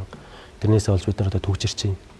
Уг нь бол хорооны иргэдийн нийтийн хуралд оршин суугчид нь ороод үгүй бид нар ийм өндөр хотхныг энэ хороол дотор бариулахгүй. Бариулахгүй байсан бол өнөөдөр тэр сургууль цэцэрлэг нь 2 ээлжийн болохгүй байх гэсэн. Дүүргийн эмнэлэгтээ, өрхийн эмнэлэгтээ очрол дараалал үзүүлдэг болохгүй байх гэсэн. Хорооны иргэдийн нийтийн хуралдаас бүгдээрээ суугаад ямар нэгэн байдлаар хотын дарга тэр компани захирал хоёрын дуудаж авчирч хагаад үгүй үнэхээр хүсэхгүй байна гэ бүр тодорхой хэлээ хөөгөөд явуулах хэрэгтэй байсан. Тэгж чадсан газар нь маш цөөхөн. Ихэнх нь бол над хамаагүй тэгэл барьчлаа юм байна да. Ер нь бол би бол өөрийгөө л хичээж яхад болно. Амьдарч байгаа хотол дотроо, хорон дотроо сайн амьдарч сураагүй юм биш үү дээ. Сураагүй биш. Энэ нөгөө хувийн одоо юу гэх юм community нийгмийн хандлага байхгүй юу? Хамтдаа хиймэг бүтээе гэсэн биш. Ганцаараа юмны ард гарчээ гэж хичээгээд байдаг. Гэтэ энэ бол зөвлөлтөө хувийн хөгжүүл талаас ч юм уу те маш зөв. Гэтэ бид нар хотод амьдрах гэж байгаа бол ийм суурин газар амьдрах гэж байгаа бол бид нар хамтдаа цогтой хичээсэн оролцоотой байсан сайн үр дүнд богино хугацаанд хүрэх боломжтой. Энийг л хурдан ойлгосоо л гэж үсэж байгаа. Тэрнийг ойлгуулах ажлыг бас эрчимтэй хийж байна. Бас яг нөгөө юу байж магадгүй юм. Би таны ярианаас өмнө ч гэсэн надад тийм бодол төрсөн нөгөө монголчуудын нэг юм уламжлалт соёл биш үү? Нүдлийн гэр бүлээрээ амьдардаг. Зөвхөн өөрийнхөө хоттой хонь мал хуудай анхаарлаа хандуулдаг. Нэг юм бусдад дараа болохгүй ч гэсэн өөрөө өөрсдөө амьдралыг аваа явуулдаг. Нэг хоёрд нэг манайхны нэг яриа байдаг шүү дээ. Лонжид гэсэн чинь аль аймгийн үе юм бэ? Ер нь нийслэлийн. Унган нийслэл. Одоо ингээ хүмүүсээс асуухаар манай аймаг гэж яриад байдаг л да. Өвөө эмээгээр ярих юм бол булган, говьалтай, завхан тий. Ер нь зүгээр ингээд би завхных ч юм уу эсвэл за би увсих гэдэг ингээд аймаг руугаа явна. Миний аймаг, миний сум гэж яриад байдаг. Тэгээ миний хот, миний орчин гэж ярьдаг. Энэ бас нэг юм хандлагын хувьд өөрчлөх зүйл юм шиг байна. Та хотод ирээд ер нь одоо аль хороолч гэх юм уу аль барьцлал хавцаа ажид орж байна. Одоо Баян зүрх төрхтэй. Баян зүрх төрхтэй. Баян зүрх төрх чинь маш олон проблемтай дүүж штэ. Та одоо сүүлийн 1 жил хугацаанд энд ирсэн байна. Ер нь хорооныхоо хуралд хэдэн удаа оролцсон? Яг амьдарч байгаа хорооныхтой ороогүй. Бусад сонгон харьхан Цэнгэлтэй гэсэн газруудад оролцсон. Тэнд болохоор ажиллаар очиж орж байна үү те? Ажиллаар гэж нөгөө сайн хэлсэн 20 минутын хотыг хэрэгжүүлж явж байна. Иргэдэд танилцуулах биш. Оролцоо чухал шүү гэдгийг ойлгуулж одоо гишүүнийхээ хуваар ажиллаж ийн гэж ойлгох гэдэг зөв. Илүү хот төлөгч талаас ажиллаж байгаа гэж хэлэх юм болоо да тий. Манай нөгөө химнэл нэг юм химнэлтэй байгаа шүү ингээд. Яг таны хэлж байгаа шиг уг нь ингээд хороондоо хуралдаа иргэдийн нийтийн хуралдаа оролцоо явж ивэл мэдээж эндээс хэлж байгаа санаа илүү миний амьдралд хэрэгтэй учраас шийдэл нь шууд орж ирэх ёстой. Гэтэл энэ нэг юм амьдралын хэм маяг дээрэс нь өөрсдийн одоо энэ нэг юм за зөвхөн өөрийнхөө амьдралыг аваа явчихдаа л гэдэг нэг бодлоос болоод алдаа гаргаад байгаа. Энийг яаж юу зас залруулах юм бэ? Одоо энэ студид ярилцлага хийж байгаа та бүхэн хүртэл 1 жилийн хугацаанд өөрийнхөө хорооны хуралд ороогүй шүү дээ. Яаж ордог болох вэ? Сая хэлсэн нөгөө хуулиар эрхцэн орчинд боломжийг нь бүрдүүлж өгөх хэрэгтэй. Нөгөө аливаа төлөвлөгөө төсөл арга хэмжээг хэрэгжүүлэхдээ хорооны орчин суугчдаас асуусан байх хэрэгтэй гэдэг тийм. Тэрийг нь бий болгоод их юм нэг талдаа орно. Нөгөө талдаа бол ёстой жигнэсээ одоо нутгийн зөвлөлийг манлайлагч гэдэг юм. Тийм зүйл Улаанбаатарт хортод хэрэгтэй байдаг. Ер нь нөгөө нүүж ирсэн хүмүүс бол бүгдээрээ нутгийн зөвлөл гэж бараг л удирдaltaй нэг удаа ч юм уу тий. За наадмаар уулзсан, цагаан сараараа уулзсан ингээл явдаг тий. Ургийн баяр гэж бас ийгээл явдаг тий. Тэрэн шиг л ингээл хорооны иргэдийн нийтийн хурал дээрээ сууя. Энд чинь нөгөө манайх нөгөө хурал гэдэг нэр өгчихсэн жоохон буруу гэж бодоод байдیں۔ хурал биш энэ чинь зүгээр л нөгөө хөрсдөг л ярилцах гал зүйл л дээ. Тэгэхээр нөгөө аль болох залуу хүмүүс маань ийшээгээ чиглээсэй гэж бодож байна. Ялангуяа хоёулын шиг манай үеийн шиг энэ залуучууд хорооныхоо хуралд хорооныхоо засаг даргаыг бүр ингээ шаардж агаад сардааны хуралд хогоо ялгаж хайдаг бол хийчихэд юм те. Хогны машин 7 хоногт нэг ч ирэхгүй байна гэдэг юм те. Тиймэрхүү тийм асуудлуудаа ярьдаг болох буюу одоо даргын гарыг харж суух биш. Даргын шийдвэрийг хүлээж гарсан шийдвэрийн шүүмжлэх биш. Хорооныхоо иргэдийн нийтлэлд оролцоод тэрнийгээ шийдлүүдээ гаргаад явах боломж бол зөндөө байдаг. Хот төлөлтийн салбарт бол ер нь нийт хотын асуудлын 60% эргэж шийддэг. 40 40% л одоо дарах ч юм уу одоо эрх мэдэлтэй хүмүүс шийдэх боломжтой буюу тэр нь одоо том хэмжээний дэд бүтцэж байдаг юм те. Санхүүжилттэй холбоотой тийм зүйлүүд байдаг. Сая хэлсэн одоо авто зогсоолтой байх юм уу, хүүхдийн тоглоомын талбайтай байх юм. Сургууль барих юм уу, офис барих юм уу? Хогоо ангилж хаях юм уу, ангилахгүй байх юм уу? Тэд бүгд хорооныхоо түвшин шийдэх боломжтой асуудлууд. Тэгэл байх уу? Тийм. Одоо манай ах тэр Баянзүрх төрийн 1-р хороонд амьдардаг юм. Манай уртлад нэг юм хаваа цэцэрлэг төрөлн болгоно гэсэн нэршилтэй нэг газар байгаа. Тэн дээр барилга барьсах гэдэг. Яг тэрний хажуу талын байр, тэр манай байр хоёр тэр эсрэг талд нь байгаа энэ 3 байрыг эсрүүцээд тэнд ингээд ядаж барилга бариулах байгаа. Тэгээд таны хэлж байгаа яг ер нь бол ийм хүч бол угаасаа энэ асуудлыг шийдэх гол хүч юм байна. Бид нар ингээд хотын даргаас ч юм уу эсвэл нэг хотын төлөөлөгчдөөс энийг шийдэж яагээд байдаг биш. Өөрсдөө илүү оролцоотой байж ажил хот илүү гоё болж асуудлаа ойлгоно гэсэн үг юм байна шүү дээ. Одоо энэ дээр бодтой шийдлийг нийлжих юм бол одоо бүгдээр нийлж байгаа ч мод тарьчих хэрэгтэй. Бүгдээр нийлж байгаа одоо их гацуур мод 10 ширхгийг тарина гэж орцорцороо нийлж байгаа л ачаал тарьчих хэрэгтэй. Тэгэл ерөөсөө тэр танаа ногоон байгууламж болно гэсэн. Ийм одоо энийг нөгөө tactical urbanism гэж нэрлэдэг байхгүй. Хэрвээ одоо хот ч юм уу захиргаа ч юм уу шийдвэр гаргаж шийдэл өгөхгүй байх юм бол өөртөө шийдчих гэдэг. Тэгэхээр очиод өөртөө тэрнийг модын тариал тэгэл гоё болгочих хэрэгтэй. Шийдлээ өөрөө хайж болдог. Дээрэс нь шийдлийг нь өгдөг яг тийм хотод амьдрахыг одоо хотын иргэн бий хүсэж байна л да. Түүнээс өнөөдөр босоод ирэхэд нь замыг хаагаа ичдэг. Өнөөдөр босоод ирэхэд нь хотынхын нэрийг нь өөрчлөө ичдэг ч юм уу те. Өнөөдөр босоод ирэхэд нь дугаарын хязгаарлалт гэж тавьчихдаг. Ийм зүйл рүү биш. Би тэр төгжрээд зам дээр явъя гэвэл тэр сонголтондоо явж. Төгжрөхгүй би алхая гэвэл тэр боломжийг нийтийн тээврийн зүгнээ өгсөн байх хот юм да тий. За бид бүхний энэ хоттой холбоотой зүйлс маш олон байна. Хоёулаа энэ дээр сая нөгөө нэг шийдэл чухал нэг засах ёстой зүйл байгаа тогтолцооны үед. Хорооны засаг даргаыг томилох биш. Тухайн хороонд амьдардаг хүнээр хийлгэх ёстой байна. Одоо манайх ч ингээд дүүргийн одоо оролцоотойгоор тухайн хороонд амьдардаггүй хүнийг хорооны засаг даргаыг томилох. Улс төрийн томилгоо орчод байдаг байхгүй. Энийг одоо тэр нам энэ нам гэхгүйгээр одоо ингээд хүмүүс хорооны хуралд очихоос цэрвдэг татгалздаг шалтгаануудын баг үндсэн нэг хоёрт ирэмблэгдэх зүйлс энэ байхгүй. Намын томилгоо явуулдаг, ажлаа мэддэггүй, нэг хүний сонгуульд явжсэн хүн байдаг. Тэгээ асуудал яриад шийдэл байхгүй. Дээр нь хороонд яг үнэндээ өнөөдөр ирэх мэдэл юу юм байхгүй. Асуудал ярьлаа, багын хийлээ хүмүүслээ дүүрэг рүү бүгд дүүрэг дээрээ л очих юм юутай болчихсон. Яг тэгэхээр нөгөө даргын томилсон хорооны засаг дарга байгаа учраас тийм байгаад байгаа. Тэгэхээр нөгөө хорооны иргэдийн төлөөлөгч нар бол бүгдээрээ оршин суугч нар байдэн шүү дээ. Тэр дээрээ нийлж байгаа л өстой жинхэнэ дүүргийн засаг дарга дээр очиод аалгын манжаагаад за бид нар дундаасаа хорооны засаг дарга томиллоо. Бид нар энэ хүнтэйгээ л ажилламаар байна. Таны явуулсан хүнийг хүлээж авахгүй. Тэгэхээр бүр ингэж ийм төвшөнд ажиллах хэрэгтэй. Тэгээд бас эргэцэн хувьд зохицуултыг хийгээд шинжилтлийн хувьд явах хэрэгтэй зүйлс. Хоттой холбоотой би Лусан замч гэсэнтэй ярих маш олон зүйлс байна. Гэхдээ хоёулаа үндсэн том утаа төвчрөл гэр орлын асуудал гэдэг үндсэн сэдвүүдэд ярьлаа. Хоёулаа дараа нь бас энэ тухай ярих боломж олдох. 126 гишүүнтэй парламентын талаар бас зарим зүйлсийг асуугаад авмаар байна. За 126 гишүүнтэй парламент бол шинжилэлийг оруулж ирсэн шин зүйлийг бий болгосон парламент гэж сэтгүүлчийн хувьд би бол харж байна улс төрийн сүлж. Танд яг ямар үнэлэлт байна? Надад бол их сурах юм ихтэй зөв зүйл рүүгээ чиглэж байгаа гэдэг зүйлүүд маш боддоор мэдрэгдэж байгаа. Ялангуяа мэрэгжлийн хүмүүс олон ороод ирсэн. Ангаахын салбарын хүн байна те, хөгжлийн бэрхшээлтэй иргэдийн төлөөлөл байна. Буюу нийгмийн салбарын хүний эрх хүүхд эрх ярьдаг хүн байна. Эдийн засаг, үйлдвэрчний хэвлэл, дээрс нэмээд аж ахуйн худалдаа аж үйлдвэрийн тамхины төлөөлөл, IT, эрчим хүчний салбар гэдэг ийм олон салбар дотор ариун туршлагатай хүмүүс нэг ангид сууж байгаа гэсэн. Янз бүрийн асуудал гарч ирэхэд одоо хуулийн төсөл орж ирэхэд тэрэн дээр бие биенээсээ суралцах боломж маш их байгаад байгаа. Мэргэжлийн хүнээс ингээ мэргэжлийн одоо эмчээс зөв хариу сонсдог шиг л надад бол санагдаад байна л да. Асуудлаа мэддэг хүмүүс, асуудлаа мэдж байгаа хүн, өмнө тийм асуудлыг шийдэж үзсэн хүмүүс, туршлагатай хүмүүс байдаг. Тэгээд өргөн хэмжээнд буюу зөвхөн нөгөө Монгол улсын хэмжээнд харах биш. Олон улсын түвшинд нь ингэж шийдсэн улс байна. Эсвэргээр ингэж шийдсэн улс нөгөө талаар нь шийдсэн улс бас байна. Манай улсад аль нь тохирох юм гэдэг талаар ийм жинхэнэ бодлогын мэтгэлцэн гэдэг зүйл үүмж эхэлж байна гэж надад бол харагдаж байна. Яг өмнө тийм юм байсан үгүй би мэдэхгүй. Гэхдээ одоо яг дотор нь ороход үзэхэд бол тийм зүйл харагдаад тэрэн дээр бол их олзуурч байгаа. Тий. 126 гишүүн.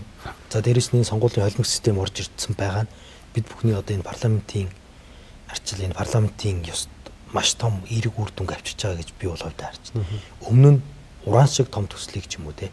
Саяын төмөр замын хил олболт шиг энэ зүйлийг ингэж дэмжиж гарч исэн зүйл байгаагүй. Тийм ч учраас 25 6 жил ураны төсөл гацсан байдаг байхгүй. Энд бол популизм гэдэг зүйл багасч байна. Дээрээс нь нэг гишүүн дээр ирж байгаа нөгөө сонгогчдын тоогоос шалтгаалаад ирж байгаа нөгөө юм ирэх. Дээрээс нь тэр нэг юм тухайн бүс нутагт нэг юм тэр хүн л ганцаараа биш тийм. Одоо бол тавлаа аваад байхгүй. Гэдэг шиг маш олон зүйлийг бий болгочлоо. За миний хэлэх гээд байгаа санаа бол энэ 126 гэдэг парламент дараагийн 28 он 32 онд улам төгөлдршөөд явах хэвээр. Энийн хамгийн чухал үүргийг бол чагсаалтын гишүүд гүйцэтгэж байгаа гэж харж байгаа. Тэг ингээд одоо бол харьцан угааг байна. За их үедээ манай чагсаалтын гишүүд ингээд нэг бас санаанд хүрэхгүй ч юм уу, эсвэл нэг юм буруу зураг ч юм уу. Ингээ хүмүүс харахад арай өөр нэг юм ахар сайхар зүйл яриад байгаа юм шиг зүйлсийг яриад л байсан л да. Энэ зүйл дээр ерөн дүгнэлт хийж үзсэн үү? Энэ дээр нэг зүйлийг жоохон залгуулах гэсэн. Маа тойргийн гишүүд манаас маш сайн ажилладаг. Тойргийн гишүүдээс сурах зүйл маш их байдаг. Гэтэ нөгөө яг улс орны түвшинд харахаар тойргийн гишүүд мань хэтэрхий завгүй юм бэл. Чуулган завсарлал тойрог руугаа явал битүү уулзалт хийж байгаа. Өдөрт сум багаар нь явал баг болгоноор уулзалт хийгээл тухайн тойргийн асуудлыг мэдэх гээд айгүй их мэрэлттэй ажиллаж байгаа. Энэ бол маш сайн. Одоо сая хэлсэн хуулийн төсөл орж ирэх үед тойргийн гишүүд орон нутгад ер нь баруун бүс нь ямар асуудалтай байгаа, зүүн бүс нь ямар асуудалтай байгаа. Сая жишээ нь та гурилын татварыг хүндсэн шүү дээ. Яг баруун бүс дээр байх юм бол гурилын татварыг чөлөөлөх юм бол баруун бүс нь хэрэгтэй байна. Танаас орж ирж байгаа. Хойд бүс дээр аваад үзвэл өөртөө үйлдвэрлэгч болохоор татвар байж байгаад аж ахуйн нэгжүүдэд үйлдвэрлэгчнээ хамгаалах хэрэгтэй байна. Яг ийм зүйлүүдийг бид нэр тэнцэнээс сонгогдсон хүнээсээ л сонсох боломжтой. Тэгэхээр нөгөө зөвхөн чагсаалт гэлтгүү тойргийн гишүүдийн оролцоогоос маш чухал. Гол нь энэ дээр яг давуу тал бий болоод байгаа гэдэг нь мэрэгжлийн ийм хүмүүс л чагсаалтын гишүүнээр орох хэрэгтэй байна гэдэг дээр би үнэхээр одоо зөв бодлогын шийдвэр байсан юм байна. Тийм нөгөө миний асуугаад байгаа хүн зүгээрчлэр гэж байна. Жагсаалтад ингээд ардын намын жагсаалтаар инженер хүн орж ирж штэ. Ингээд бус төлөөллүүд орж ирж байна. Арц намчсан ялгаагүй бас ингээд боломжийн төлөөллүүдээ ингээд оруулж ирсэн. Энэ жагсаалт өөрөө жагсаалтын гишүүд таруу байгаад, жагсаалтын гишүүд асуудлыг мэдэхгүй байгаад, жагсаалтын гишүүд зүгээр нэг намын даргын ч юм уу эсвэл нэг намын коноп шиг байх юм бол дараагийн сонгуулиар энэ жагсаалтад байгаа энэ залуучууд хэрэггүй юм байна. Улс төр мэдэхгүй хүмүүс хэрэггүй юм байна гэдэг өнцөг рүү орчих эрсдэлтэй учраас та бүхний хувьд илүү үүрэг хариуцлага өндөр байгаа шүү л гэж би асууад байгаа юм л да. Мэдээж жагсаалтын тойрог өнөө ялгаагүй улсын хурлын гишүүн гэдэг бол харин маш өндөр хариуцлагатай ажиллаж явах хэрэгтэй. Зарчимтай, ёс зүйтэй хариуцлагатай байх хэрэгтэй. Энэ чигээр бол өөрчлөгдөхгүй л болов гэж бодож байна. Гэтэ нөгөө талаасаа нийгэмд олон янзын хүмүүс байдаг. Тэгээд улсын хурл гэдэг бол нийгмийн л тойл тусгал. Тэгэхээр бас олон янзын хүмүүс байна. Дандаа нэг төвчний хүмүүс одоо яг адилхан хүмүүс суугаад байвал тэр чинь бас юу гэх юм баруун социализм, коммунизм шиг юм болно шүү дээ тий. Багаар тийм гэж бас яг ямар нийгэм байна, ямар төлөвлөл бүрдэн гэдэг чинь. Тэгэхээр нөгөө олон талаас нь гол нь олон ургалж үзлэр аливаа асуудал нухацтайгаар хандж чаддаг, ажиллаж чаддаг. Тэгэж чадсан уу гэдгээрээ л 2028 оны сонгуул бол энэ жагсаалт болон тойргийн гишүүдийн хийсэн ажлыг үр дүн үнэлэгдэх болов гэж бодож байна. Гол нь сая хэлсэн миний хувьд бол утаа төгжрлийг шийтгэхэд миний оролцоо хэрэг байсан, зөв бодлого, зөв шийдвэрүүд гаргаад үр дүнд хүрсэн юм уу үгүй юу гэдгийг харуулж их чухал байгаа. Тэрнийхээ төлөө одоо маш идэвхтэй бүр одоо нийслэл дээр очиж ажиллаж чинь, яамн дээр очиж ажиллаж чинь тэгэл байх хэвээр одоо юу гэх юм боломжтой бүх хувилбаруудыг ашиглаад богино хугацаанд үр дүнд хүргэх. Тэгээ зөв шийдвэр бодлого гаргах гэсэн тэрэн дээр тулаал ажиллаж байна да. Одоо ингээд цаг үеийн асуудлыг бас таныг орж ирсэн дээр асууад үзье. Энэ Евразийн хилцээр гээд орж ирлээ. Ингээ харахаар яг уу манад ингээд илүү том зах зээлийг нээж өгнө гэдэг байгаа боловч яг үннийг хэлэхэд масс үйлдвэрлэл байхгүй. Ер нь үйлдвэрлэл хөгжөөгүй. Манайх тэр масс үйлдвэрлэл нь хөгжсөн, төрөөсөө татаас нь өгөгдөө явдаг. Махны хувьд жишээлбэл дэлхийн одоо тэр үйлдвэрсэн бүтээгдэхүүний экспортоор эхний 5-6-ад ингээд тогтмол явж байгаа газар бид нар очиод өрсөлдөх боломж байхгүй юм шиг л миний хувьд хараад байгаа. Таны хувьд жишээлбэл энэ Евразийн хилцээр дээр ямар байр суурьтай? засгийн газар оруулж ирсэн. Энэ үндэсний аюулгүй байдал буюу үндэсний эдийн засгийн одоо өрсөлдөх чадрыг маш сайн бодолцож шийдвэр гаргах хэрэгтэй. Миний хувьд бол одоо Моисийн эдийн засгийн багш нар болон судлаачдын бичсэн блогийг их уншиж байгаа. Ер нь бол тал талаас нь харсан хүмүүс байна.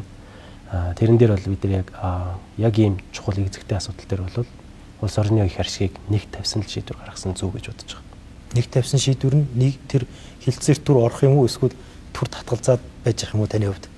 Одоогийн байдлаар харахад бол дахиж хилцээр хийх шаардлагатай одоо зүйл залтын жагсаалт үлээ.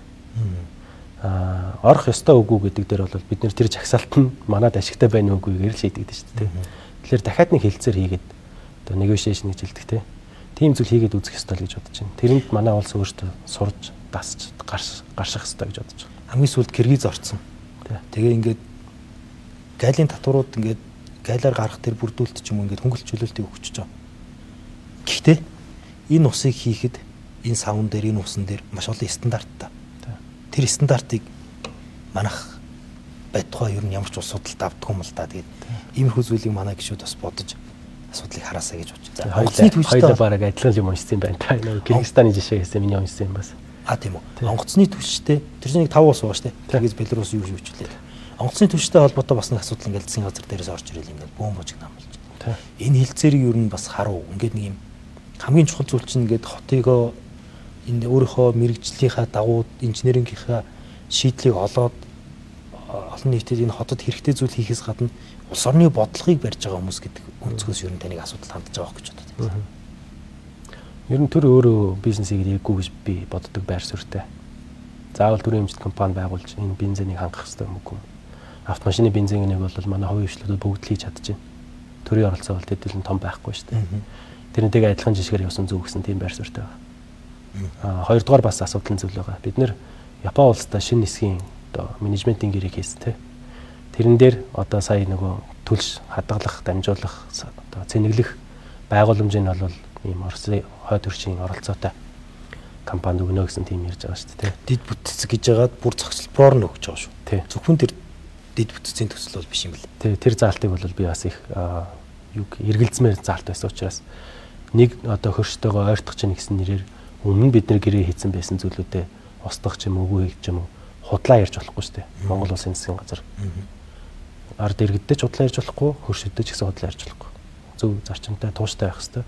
Тэгэхээр тэр зүйлүүдэд наривчилж иж бид нэр шийдвэр гаргах хэрэгтэй. Тийм учраас засгийн газараас буцаагаад одоо төр татаж авсныг нь бол би зөв гэж бодож байна. Хилцээрийн нарийн. Ер нь таны хувьд хариуцлага гэдэг зүйлийг хувь хүнийхээ хувьд юу гэж хүлээж авдаг нэг. Хоёрд ер нь энэ албан тушаалд байгаа, төрд байгаа энэ бүр аж ахуйн нэгжид байгаа ч гэсэн удирдах төвчний хүмүүс ч юм уу те. Хариуцлага хүлээх тэр нэг ёс зүйн болон ажлын хариуцлага хүлээх энэ үйл явцыг яг юу гэж харддаг юм бэ? Миний хувьд яг хариуцлага гэдгийг би юу гэж хардаг вэ гэхээр нэгдүгээрт мэндийн зөрүүтэй байх, хоёрдугаарт цаг барих, гуравдугаарт худлаа хэлэхгүй байх. Энэ гурыг чаддаг хүн бол хариуцлагатай хүн болов гэж боддог. Цаг барьдаггүй хүн бол хариуцлагатай байж чадахгүй байх гэж бодож байна. Нүур худлаач ярина байх. Хариуцлага хүлээлгэх төрийн төвшөнд гэх юм уу даадаад өгвөл хариуцлага хүлээлгэх үндсэн шаардлага шалтгаан үүсчлээ гэдгийг яаж харж болоод ямар зүйл дээр хариуцлага хүлээх ёстой гэж хэлэх юм уу, байр суурьлаар хэлэх юм уу? Та яг ямар бодолтой вэ? Улс төрчийн хувьд хариуцлага хүлээх нь үү? Төр төлөвлөж байгаа хүний хувьд, сайдын хувьд, гишүүний хувьд, магадгүй ерхий сайдын хувьд, их хурлын даргын хувьд бодитор алдаа гаргасан бол алдаага хүлээн зөвшөөрөөд уучлаарай гэд дараагийнхаа асуудал руу орсон зүгээр л гэж бодож байна.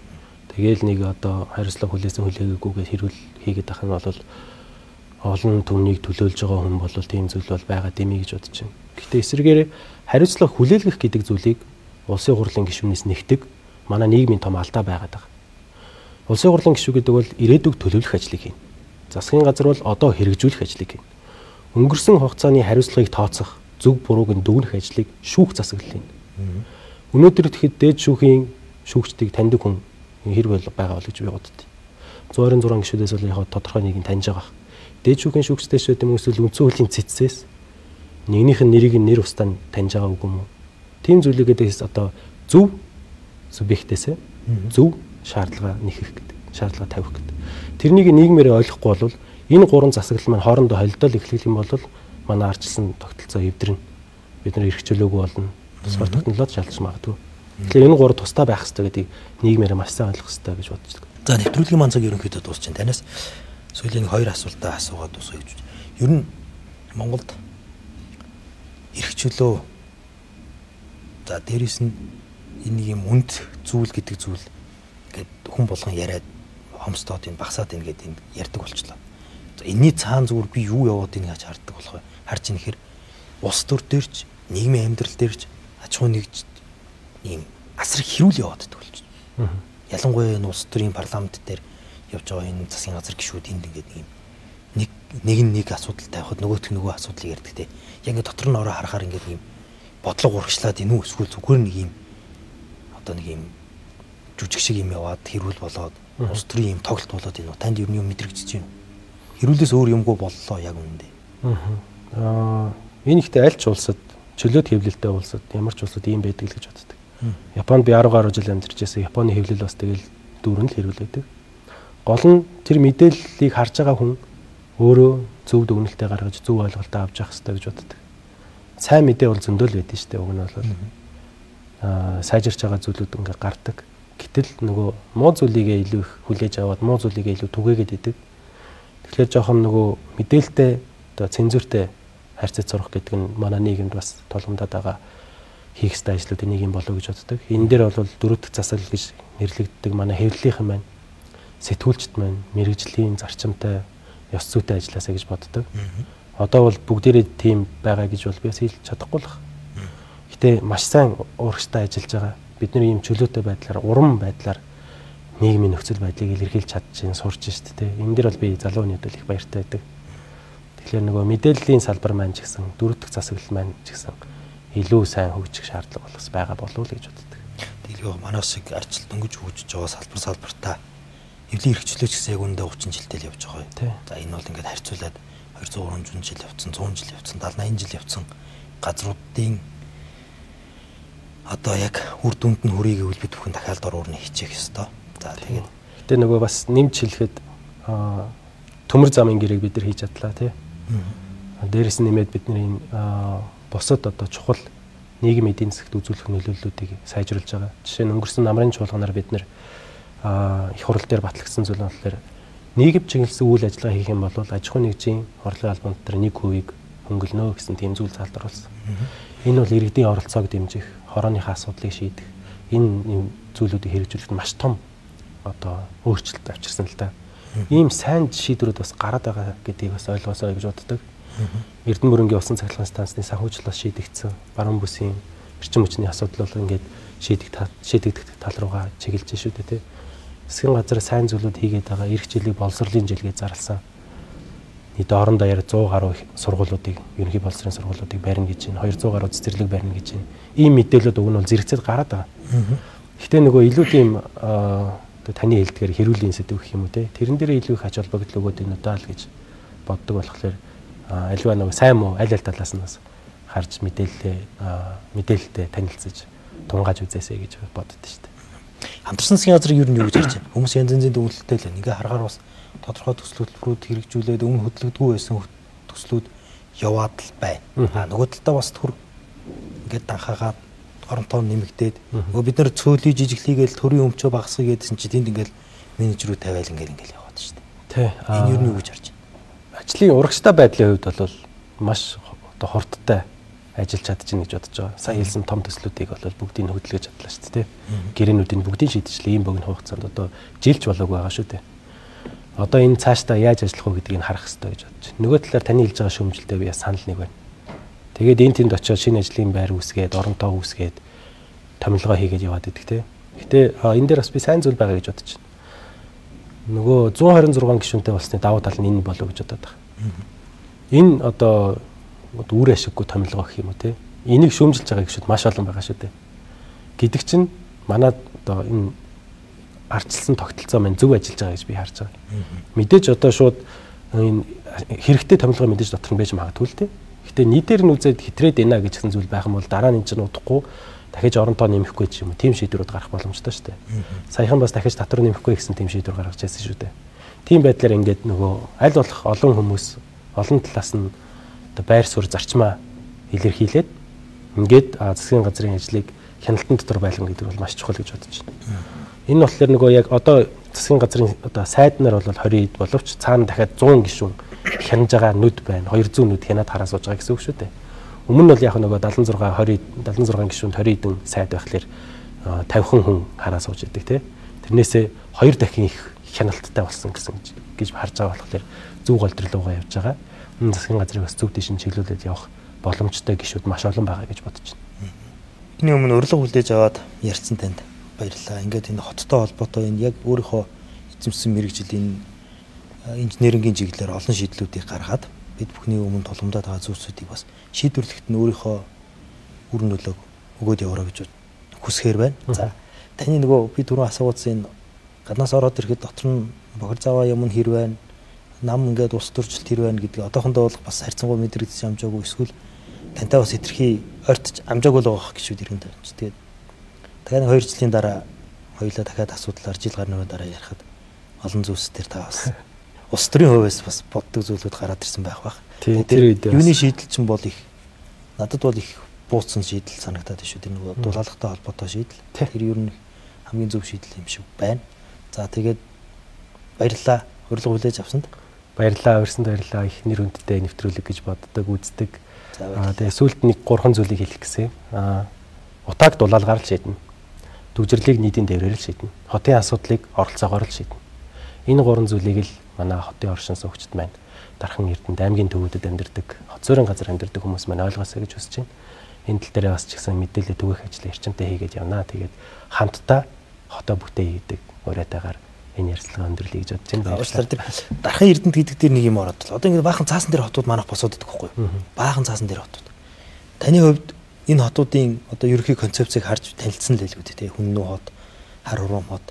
За өөр юу ч л Аяр Сити 100 мод хот гэдэг энэ хотуудыг ер нь одоо бид нэр төлөвлөхгүй бол бид нар яг хэсэг хугацааны дараа дахиад энэ асуудлыг шийдье. Дараагийн л усан чам цаана байна гэдэг ийм байдал руу очих эрсдэлтэй санагдаад байна. Та энэ дээр ямар байр суурьтай? Яг бодцоор таны хэлж байгаа зөв. Налаахт их сургуулиудын хотхон байр зурж үзлээ. Багнуурт их сургуулиудын хотхон зурж үзлээ. Майдер Сити гэж зурж үзлээ. Одоо Хүннүг зурж гин, Шинэ Хар Ором гэдэг атаас зурж гин те. Ийм 5 том хотыг манай улс бүтээн байгуулах эдийн засгийн боломж байхгүй. Энэ дотроос хамгийн боломжтой ойрын хугацаанд бол хамгийн боломжтой нь Хүннү хот гэж бод. Яагаад гэвэл тэнцээ шинэ нисэх бодол байгаа. Зах зээл нь байгаа гэсэн үг. Татах боломжтой гэсэн үг. Тэгэхээр тэнцэнэ хот дагуул хотыг бий болох ажил дээр төвлөрөөд явах хэрэгтэй.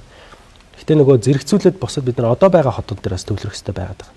Бүсчилсэн хөгжлийг бид нэр боддоор хэрэгжүүлэхийн тулд Дархан Эрдэнэт хотын хүн ам 200 мянга болох хэрэгтэй. 2030 он гэхэд бид нар 200 мянгад хүрэх боломжтой хэмжээний дэд бүтцийг тэнцээ барих хэрэгтэй. Чой болсон, Далан задгад, Ховд, Гөлгий гэсэн энэ хотууд хүн аманд 100 мянга хүрэх хэрэгтэй. Тэгжиж бид нар яг боддоор бүсчилсэн хөгжлийг хэрэгжүүлэх боломжтой. Түүнээс биш шинэ хот бариад бүсчилсэн хөгжиж гэж бид нар хэлэх боломжгүй. Тэгэхээр саяны хэлсэн 6 хотын хүн ам маань 2030 он гэхэд дор аж 2 дахин ихсэх. Тэр хэмжээний дэд бүтцийг төр хэрэгжүүлэх хэрэгтэй. Дээр нь барих байшин барилга аж ахуйн нэгжүүдийг бол хувийн хвшилт хийх хэрэгтэй. Тэр бол дэд бүтцээр нийлүүлэл дэд бүтцээ барих хэрэгтэй гэсэн энэ зарчмаар бариад явах юм бол Улаанбаатарын асуудал маань ч гэсэн шийдэгдэнэ. Хөдөө орон нутаг маань ч гэсэн хөгжинэ гэсэн давхар бүсгүй нөлөөтэй тийм. За баярлалаа. За баярлалаа. За баярлалаа үзэгчдээ энэ телевизтэй хамт байсан та бүхэндээ баярлалаа. 5-5 нэвтрүүлгийн энэ 7 хоногийн дугаарын төрөөд өндөрлж байна. Тэгээ эх 7 хоногийн дугаараар эргээд уулзцай бид бүхэн студид Улсын хурлын гишүүн Улаардын намын жагсаалтын номер 1-ээр хүчтэй гишүүн болсон Ганцзургийн Лувсан замч гишүүнтэй ярилцлаа. Эх 7 хоногт эргээд уулзцай баярлалаа баярлалаа. Батулга ард түмнийг өөмөнд самуунд ийм үйлдэл харан чинээ би бас сонсонгүй. Ерөнхий сайдыг энийг ч нэр төвшүүлэхгүй. Төрдөө орчуулмаар юм. Төшөв рүү орчуулмаар болсоо байдаг ш. Бид нар хамтдаа ядах ёстой болохоос биш. Бид нар хамтдаа ядагдах ёсгүй. Тэрс үтэхэд би билээ.